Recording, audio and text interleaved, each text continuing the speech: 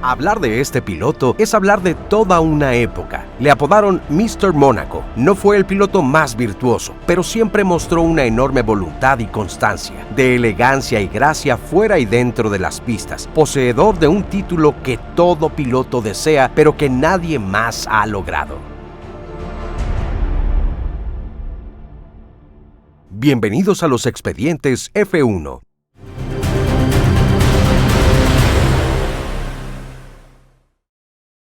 No olviden dejarnos su like, suscribirse y recomendarnos. Norman Graham Hill nació el 15 de febrero de 1929 en Hampstead, Londres, Inglaterra. Sus padres fueron Norman Herbert Devereux Hill y Constance Mary Philp.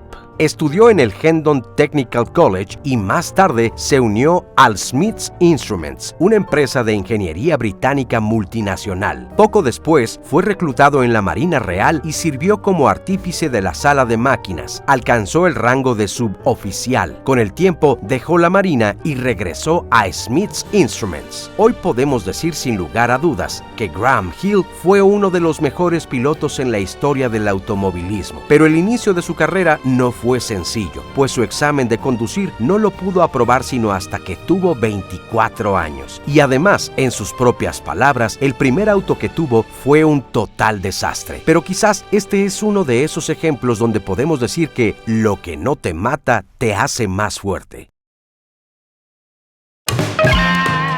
Pero poco antes de dedicar su vida al automovilismo, el primer deporte que llamó su atención fue el remo. En 1952 se incorporó al Club de Remo londinense, que por cierto, si se fijan bien en su casco, hay siempre 8 franjas verticales. Estas representaban al Club de Remo por el que siempre sintió un gran orgullo. Después dio el salto al motociclismo y poco después, en 1954, vio un anuncio en el Universal Motor Racing Club en Brands Hatch que decía que ofrecían 5 chelines por dar vueltas en los autos de carreras. Su debut lo hizo en un Cooper 500 de la Fórmula 3 y a partir de ese momento ya no paró. Años más tarde, trabajó como mecánico en Lotus, escudería de la cual era dueño Colin Chapman. Así que las piezas comenzaron a encajar, pues la capacidad de observación de un gran visionario como Colin y el talento, aplomo, elegancia y apetito de triunfo de Hill lograron una fantástica combinación.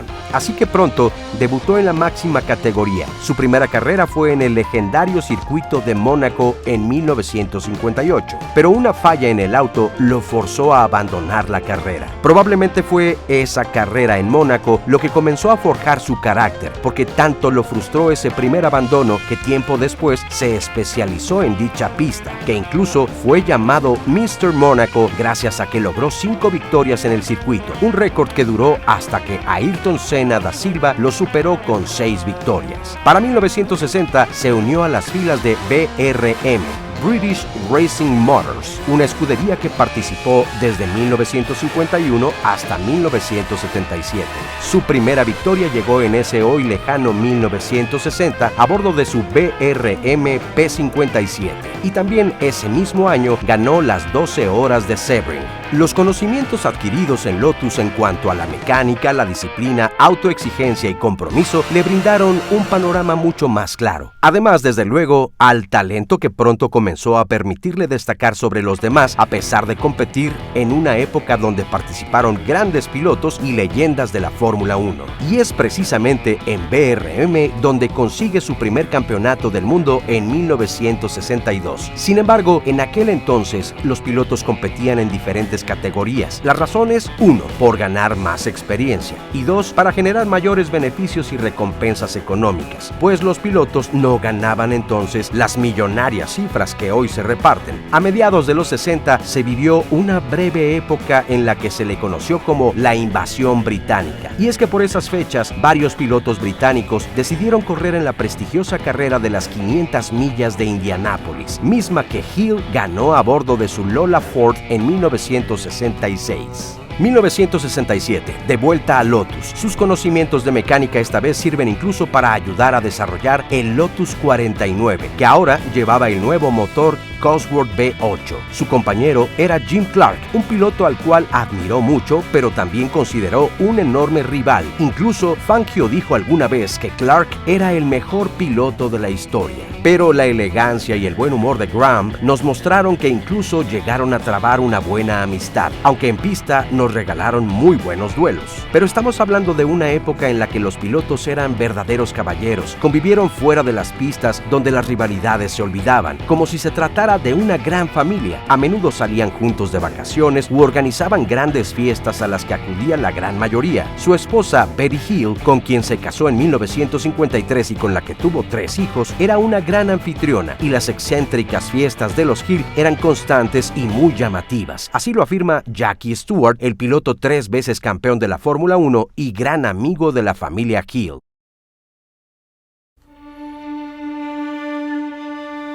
Lamentablemente, a principios de 1968, Jim Clark murió tras un aparatoso accidente en el circuito alemán de Hockenheim. Ese mismo 1968, Graham Hill consiguió su segundo campeonato mundial de pilotos. Y es que Lotus era para la época una escudería sumamente dominante, que siempre buscaba innovar, pero los riesgos a la hora de correr también eran muy altos debido a la falta de fiabilidad. Tras la muerte de Clark, el nuevo compañero de Hill fue el austriaco Jochen Rindt, pero ese 1969, el Lotus continuó mostrando problemas de seguridad y le provocó a Rindt un fuerte accidente en el Gran Premio de España. Y poco después, en el Gran Premio de Estados Unidos, ahora el accidente lo vivió Graham Hill. Accidente donde casi pierde la vida y terminó con la fractura de ambas piernas. Le preguntaron si quería enviarle un mensaje a su esposa y él respondió: díganle por favor que no podré bailar durante 2 semanas. Le recomendaron estar un año entero para su rehabilitación, pero tan solo 4 meses después, gracias a su gran mentalidad y arduo trabajo, volvió a las pistas. Para 1970, Rindt comenzó a superar a Hill. Era un piloto rápido y decidido a conseguir el campeonato, aunque la relación con Colin Chapman ya se había roto. Desafortunadamente, esta sería su última temporada. Casi al final de esa temporada de 1970, Jochen lideraba el campeonato, pero desafortunadamente, durante las prácticas libres del Gran Premio de Italia en el circuito de Monza, perdió la vida, y desde entonces se le recuerda como el único piloto que ha ganado un campeonato post-mortem. En 1971 y 72, Graham Hill corrió para la escudería de Brabham. Sin embargo, los buenos resultados no lo acompañaron. La prensa, que en otros años lo alabó, comenzó a ser dura con él y a cuestionar su asiento. Pero su incansable espíritu y gran orgullo le tenían reservada todavía una sorpresa más. En 1972 corrió las 24 horas de Le Mans con el equipo de Matra Simca, junto al piloto francés Henri Pescarolo, quien por cierto no deseaba correr con Hill, pues consideraba que a sus 43 años Graham era ya muy viejo para correr. Imaginen la enorme sorpresa de Pescarolo y todo el público asistente al ver cómo Graham Hill no solo ganó ese día las 24 horas de Le Mans, ese día se convirtió en el único piloto en ganar la triple corona del automovilismo. Es decir, ganó el Gran Premio de Mónaco en la Fórmula 1, ganó las 500 millas de Indianápolis y las 24 horas de Le Mans. Cabe mencionar que esta hazaña no la ha vuelto a repetir ningún piloto hasta la fecha. Para 1973 formó su propio equipo, el Embassy Hill. Para ello, utilizó un chasis Shadow y Lola, pero no logró buenos resultados. En 1975, después de varias pruebas y modificaciones, ahora el Lola 370 GH1 generaba mejores expectativas. Llegó el Gran Premio de Mónaco, su especialidad, y al no poder clasificarse, Graham Hill se bajó para siempre del auto y se lo entregó a su piloto Tony Price.